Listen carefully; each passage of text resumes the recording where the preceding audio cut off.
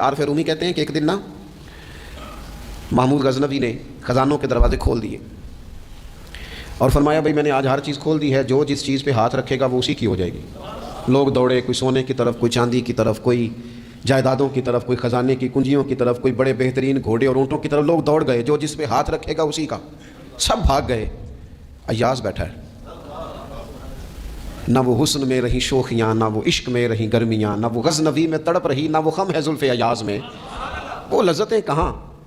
ایاز چپ کر کے بیٹھا ہے۔ پھر محمود نے ایاز کی طرف مخاطب کر کے کہا ایاز اٹھنا نہیں، آج لوٹ سیل لگ گئی ہے، جو جس چیز پہ ہاتھ رکھے گا اسی کی۔ ایاز کہنے لگا بات پکی ہے نا؟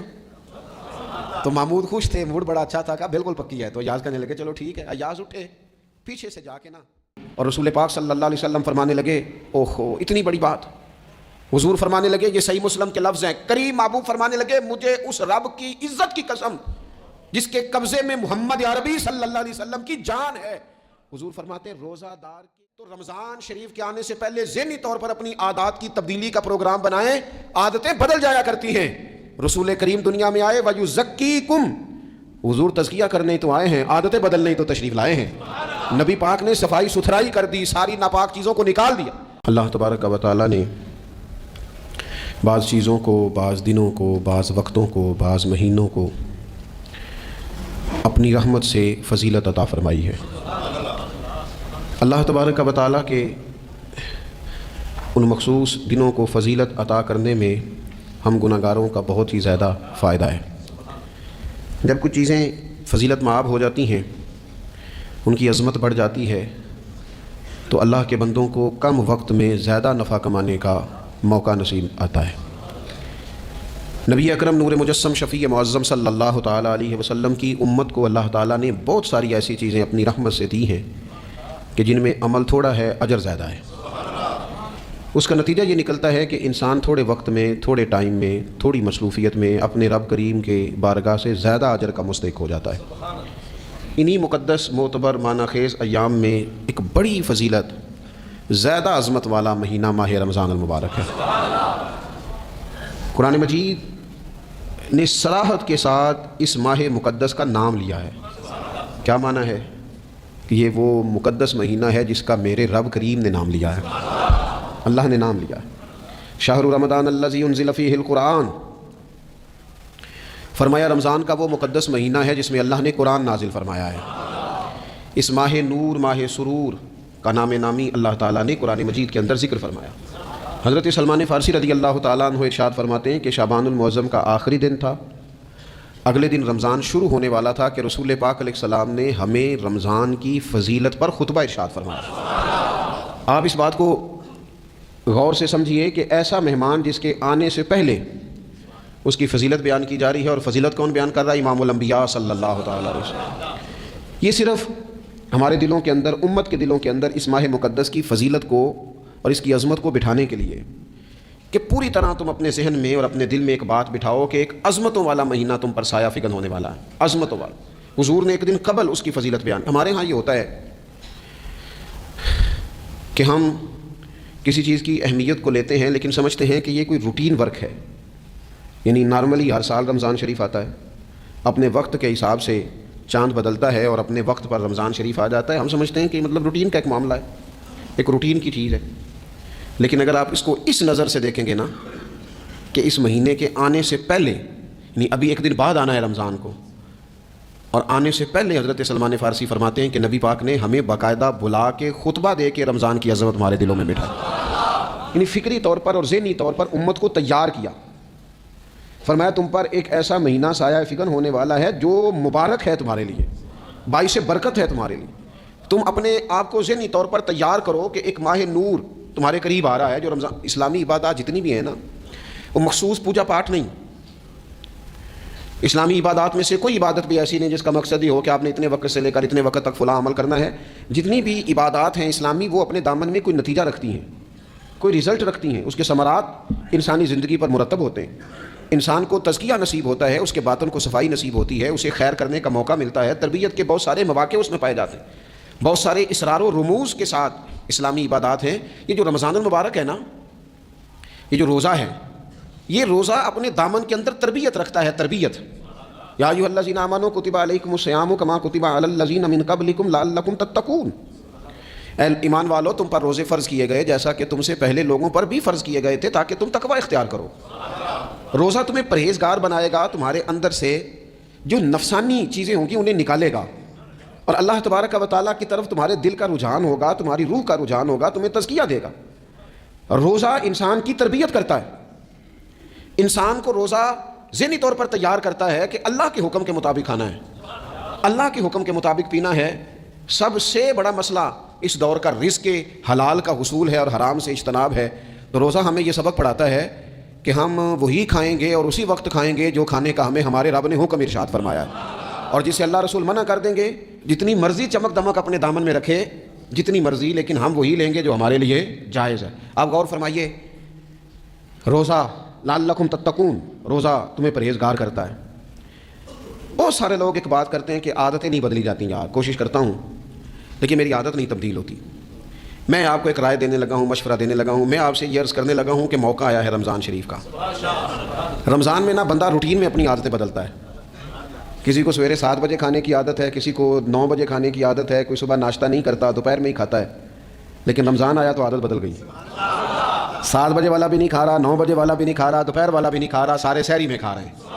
عادت بدل گئی، بالکل طبیعت بدل گئی، روٹین چینج ہو گئی۔ کوئی اٹھ رہا تھا صبح فجر میں، اللہ کی توفیق سے اللہ تعالیٰ معاف فرمائے تو کچھ ایسے بھی تھے جو 9-10 بجے اٹھ رہے تھے، کچھ الحمدللہ فجر پڑھ کے چلو کسی وجہ سے پھر سو گئے، 10-11 بجے اٹھ رہے تھے، روٹین بدلی ہوئی تھی۔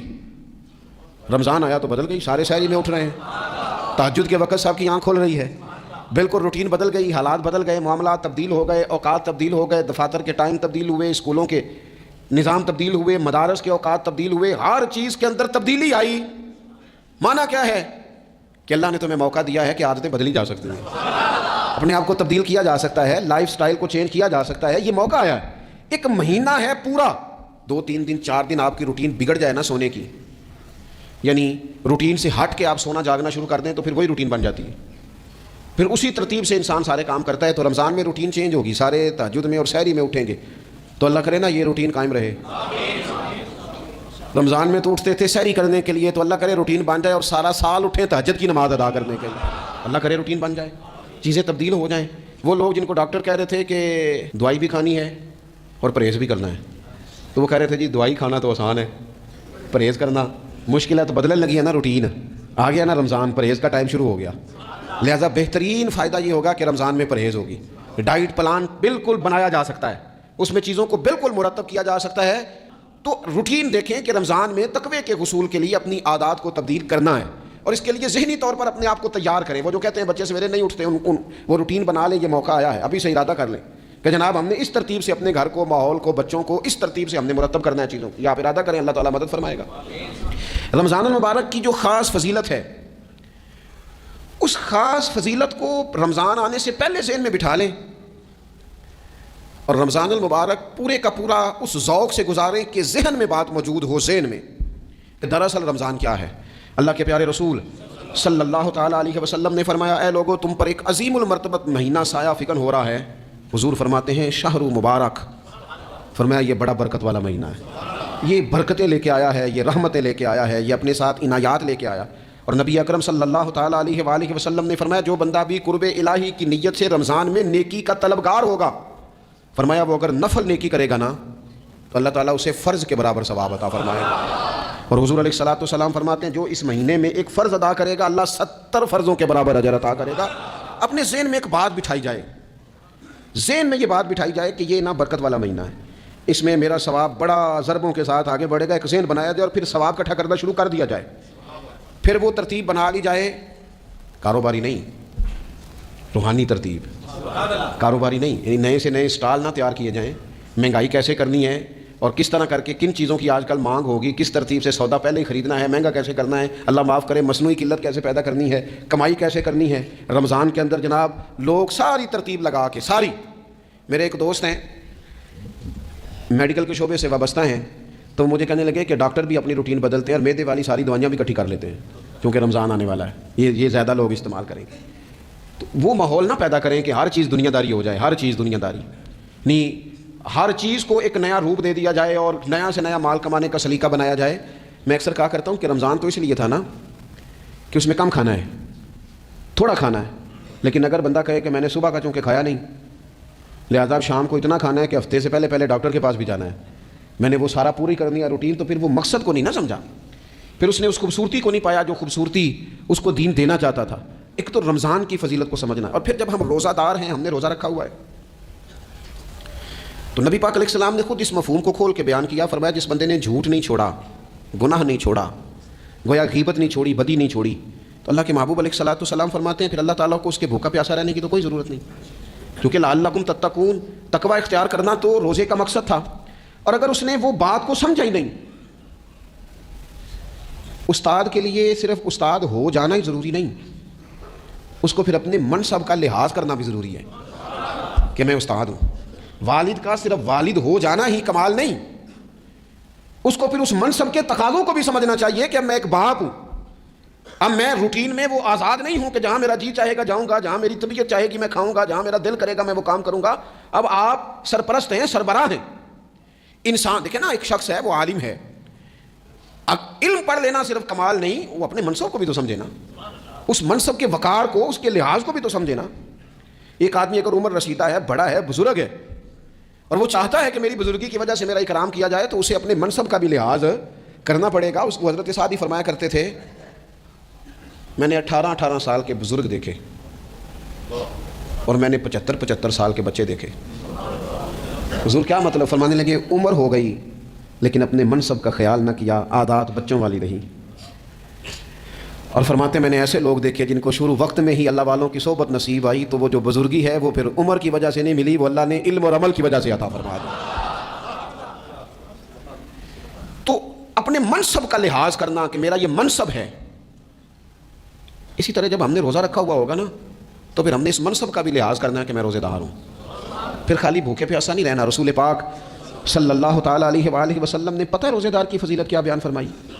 اللہ کے محبوب صلی اللہ تعالیٰ علیہ وسلم فرماتے ہیں کہ رب فرماتا ہے ابن آدم کا ہر عمل اس کے لیے ہے، روزہ میرے لیے. اور فرمایا میں خود جزا دوں گا روزے کی، میں خود جزا دوں گا روزے کی. اور حضور فرماتے ہیں روزہ ڈھال ہے، جو شخص روزہ دار ہو وہ بےہودگی سے، فحش گوئی سے اجتناب کرے.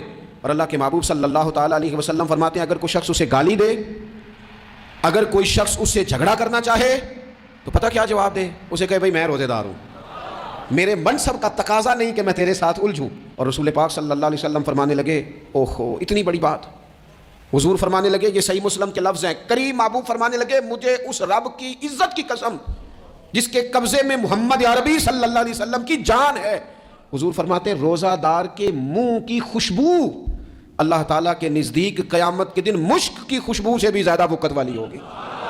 اس کے منہ سے جو خوشبو آتی ہے قیامت میں مشک پیچھے رہ جائے گا. اور رب کی بارگاہ میں صرف روزہ دار کے منہ سے، اگر تیرے منہ کی خوشبو رب کو اتنی پسند ہے تو تجھے بھی تو اپنے منصب کا خیال ہونا چاہیے کہ میں نے روزہ رکھا ہوا ہے، میں روزہ دار ہوں. میرے نبی پاک علیہ السلام کے یہ دو لفظ ہیں نا، وہ صوفیاء ہیں نا، اللہ کے نیک بندے جو ساری زندگی تڑپتے رہے کہ کبھی ہے حقیقت منتظر نظر آنا لباس مجاز میں، کبھی مالک ایک دفعہ کبھی تیرا جلوہ ملے، کبھی ہے حقیقت منتظر نظر آنا لباس مجاز میں. لاکھوں سجدے تڑپ رہے ہیں میری جبین نیاز میں. اور جو ساری زندگی کہتے رہے کہ ہم تو عمر دراز مانگ کے لائے تھے 4 دن، 2 آرزو میں کٹ گئے، 2 انتظار میں، یہ دیکھو انہیں انعام ملنے لگا ہے. جو اس کی راہ کے سوالی تھے، جو اس کے رستے کے مسافر تھے، جو اسے پانا چاہتے تھے، جو اس کی دید کرنا چاہتے تھے، جو اسے ملنا چاہتے تھے. میرے رسول پاک علیہ السلام نے فرمایا روزہ دار کو 2 خوشیاں ملیں گی. ایک خوشی اس وقت ملتی ہے جب وہ افطار کرتا ہے، اور فرمایا ایک خوشی اس وقت ملے گی جب وہ اپنے رب سے ملاقات کرے گا، جب وہ اس سے ملے گا تو اس وقت روزہ دار کو خوشی ہوگی. میرے دوستو خوشی تو جو ہوگی سو ہوگی، لیکن یہ لفظ بڑے حسین نہیں کہ روزہ دار کی رب سے ملاقات ہوگی، یہی لفظ بڑے باکمال نہیں.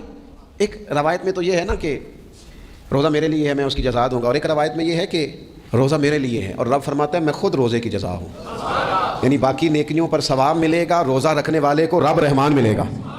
نبی اکرم صلی اللہ تعالیٰ علیہ وسلم کے امت کے صوفیاء نے نا کچھ چیزوں کو بڑا کھولا ہے. عارف رومی کہتے ہیں کہ ایک دن نا محمود غزنوی نے خزانوں کے دروازے کھول دیے اور فرمایا بھائی میں نے آج ہر چیز کھول دی ہے، جو جس چیز پہ ہاتھ رکھے گا وہ اسی کی ہو جائے گی. لوگ دوڑے، کوئی سونے کی طرف، کوئی چاندی کی طرف، کوئی جائیدادوں کی طرف، کوئی خزانے کی کنجیوں کی طرف، کوئی بڑے بہترین گھوڑے اور اونٹوں کی طرف. لوگ دوڑ گئے، جو جس پہ ہاتھ رکھے گا اسی کا. سب بھاگ گئے. ایاز بیٹھا ہے. نہ وہ حسن میں رہی شوخیاں، نہ وہ عشق میں رہی گرمیاں، نہ وہ غزنوی میں تڑپ رہی، نہ وہ خم ہے زلف ایاز میں، وہ لذتیں کہاں۔ ایاز چپ کر کے بیٹھا ہے، پھر محمود نے ایاز کی طرف مخاطب کر کے کہا ایاز اٹھنا نہیں، آج لوٹ سیل لگ گئی ہے، جو جس چیز پہ ہاتھ رکھے گا اسی کی۔ ایاز کہنے لگا بات پکی ہے نا؟ تو محمود خوش تھے، موڈ بڑا اچھا تھا، کہا بالکل پکی ہے۔ تو ایاز کہنے لگے چلو ٹھیک ہے۔ ایاز اٹھے، پیچھے سے جا کے نا تو محمود کے کندھے پہ ہاتھ رکھ دیا، محمود کے کندھے پہ ہاتھ رکھا۔ محمود کہنے لگے یہ کیا بات کا، آپ سے میں نے پوچھا تھا بات پکی ہے، جو جس پہ ہاتھ رکھے گا اسی کا نا۔ تو تھوڑی دیر پہلے مسکراتے چہروں میں آنسو آ گئے، ایاز بھی روئے تو محمود بھی روئے۔ کہا بادشاہ پکا رہنا، وہ جن کو خزانے چاہیے تھے وہ دوڑ گئے، مجھے تو چاہیے۔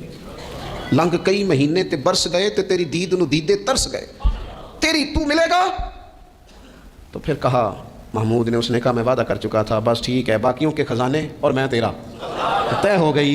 فرمایا باقی نیکیوں پر ثواب ملے گا، روزہ رکھنے والے کو رب رحمان ملے گا، اللہ کا قرب ملے گا۔ دیکھو نا وہ خاص انسان کو کیفیت حاصل ہوتی ہے روزے میں، رب کے ہونے کا یقین۔ وہ جو صوفیاء کہتے ہیں نا مراقبہ کرو، وہ نصیب ہوتا ہے۔ یعنی کسی کو کیا پتہ ہے اس کا روزہ ہے کہ نہیں، اکیلا ہے نا گھر میں، فریزر بھرا ہوا ہے، نہیں نہ کھاتا، کیوں؟ اسے پتہ ہے میرا رب میرے ساتھ ہے، میرا رب مجھے دیکھ رہا ہے۔ بس یہ تصور توحید پکا ہو جاتا ہے رمضان، تو پھر اللہ تبارک و تعالیٰ کی بھی خاص رحمت اور کوئی خاص ہی اعزاز۔ حضور فرماتے ہیں جنت کے کئی دروازے ہیں، ایک باب الریان ہے، اس سے صرف روزہ دار گزریں گے۔ آواز ہوگا روزے والے آ جاؤ، وہ آ جائیں گے، فرمایا اس خاص دروازے سے گزرو، جب گزر جائیں گے تو فرمایا بند کر دو بھائی، اور کوئی نہیں گزرے گا یہاں سے، دروازہ ہی مخصوص ہے، ان کا اعزاز ہی ذرا زیادہ ہے۔ تو میرے عزیز رمضان شریف کے اندر وہ منصب کا بس خیال رکھیں کہ میں روزہ دار ہوں، اس احتیاط کے ساتھ۔ اور دوسری جو رمضان کی چند عبادات ہیں نا، سب سے پہلی تو میں عرض کروں گا تراویح کے حوالے سے، یہ بات یاد رکھ لیں کہ نبی پاک علیہ الصلوۃ والسلام نے فرمایا جس نے ایمان اور احتساب کی نیت کے ساتھ رمضان میں قیام کیا، اللہ اس کے پچھلے سارے گناہوں کو معاف فرما دے گا۔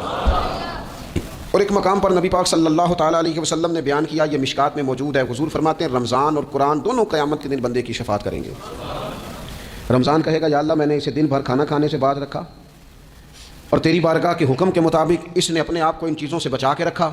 اور قرآن کہے گا مالک رات میں نے اسے نیند سے روکے رکھا۔ کیا مطلب؟ اس نے کھڑے ہو کے عبادت کی، اگرچہ اس سے مراد شارحین حدیث نے تراویح بھی لیا ہے، تہجد کی نماز بھی لیا ہے، صلاۃ اللیل بھی لی ہے، لیکن میرے عزیز یہ خاص ربط ہے قرآن مجید کے ساتھ تراویح کا۔ مسنون ہے رمضان کی راتوں میں قرآن مجید اور تراویح کا پڑھنا۔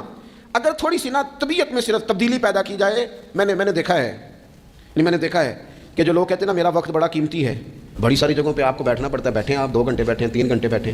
میں نے دیکھا ہے لوگ جاتے ہیں کسی دفتر میں تو رات کو چلے جاتے ہیں، اس علاقے میں کھڑے ہیں، پاسپورٹ کے دفتر کھڑے ہیں، شناختی کارڈ کے دفتر کھڑے ہیں، امیگریشن کی لائنوں میں کھڑے ہیں۔ کچھ ذہن تو بنائیں کہ میں نے رات کھڑے رہنا ہے اور اپنے رب کی عبادت کرنی ہے۔ تراویح کو ذرا ذوق سے آپ اگر تھوڑا ارادہ کر لیں گے نا، یعنی کوئی ایسا مشکل کام نہیں۔ میری تو رائے یہ ہے کہ پہلے 3-4 دن ذرا جم کے ذہن بنائیں اور تھوڑا سا نا روٹین کو بدلنے کی کوشش نہ کریں۔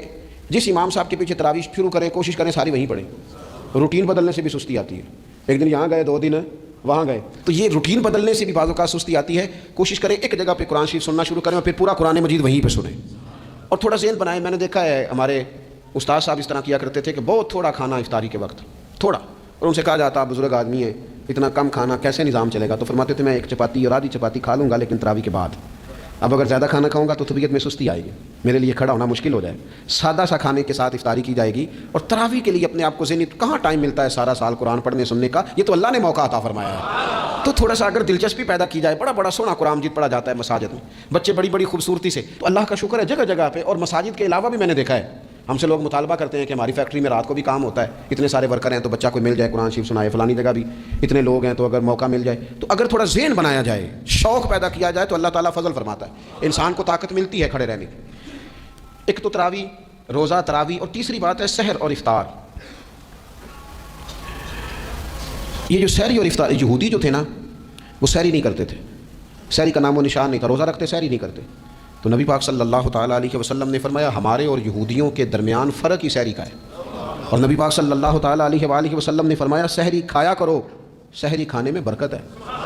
اور اگلی بات سننی آپ نے تو خوش ہو جانا ہے، سحری کو معمولی نہ سمجھے، سحری کرنا عبادت ہے۔ ہاں آپ مت سمجھیں کہ میں روٹی کھا رہا ہوں، یہ تو میرے سامنے دہی رکھا ہوا ہے، یہ تو سالن رکھا ہوا ہے، یہ تو اچار رکھا ہے، تو چپاتیاں رکھی ہیں۔ سحری کھانا عبادت ہے۔ آپ صبح اٹھے، آپ کی تو روٹین ہی اور تھی، تو 7 بجے کھاتے تھے، 9 بجے کھاتے تھے، یہ جو آپ صبح کھا رہے ہیں اٹھ کے سحری میں، اپنی مرضی سے تھوڑی کھا رہے ہیں، یہ تو کسی کے کہنے سے کھا رہے ہیں، یہ تو کسی کے بٹھائے بیٹھے ہیں، یہ جو سحری کا لنگر ہے یہ رب رسول کی رحمت کے ساتھ عطا ہوتا ہے، یہ کرم ہے، یہ اللہ رسول کے بٹھائے بیٹھے۔ کیا میرے رسول پاک صلی اللہ تعالیٰ علیہ وآلہ وسلم نے بات کھول لی ہے، ترغیب و ترہیب میں حدیث ہے، اللہ کرے یہ کبھی چسکا لگ جائے، یہ والا مزہ آ جائے تو پھر تو گھر میں دسترخوان نہیں بچھا ہوا ہوگا، پھر تو رنگ ہی کوئی اور ہوگا۔ حضور فرماتے ہیں اللہ تعالیٰ اور اس کے فرشتے سحری کھانے والوں پر رحمتوں کا نزول فرماتے ہیں۔ کھائی روٹی جا رہی ہے، پکا ہوا کھانا ہے، لیکن حضور فرماتے ہیں رب بھی رحمتیں فرما رہا ہے اور اللہ کے حکم سے فرشتے بھی رحمتوں کا نزول کر رہے ہیں سحری کھانے والوں پر۔ تو خوب توجہ سے، ذوق سے، شوق سے۔ اور پھر جو افطار کا معاملہ ہے، حضور فرماتے ہیں جب روزہ کھولنے والا روزہ کھولتا ہے تو جو دعا مانگتا ہے رب قبول فرما لیتا ہے۔ یعنی افطار کا وقت ایسا ٹائم ہے جو دعاؤں کی قبولیت کا وقت ہے۔ افطار کرنا بھی ہے، کرانا بھی ہے۔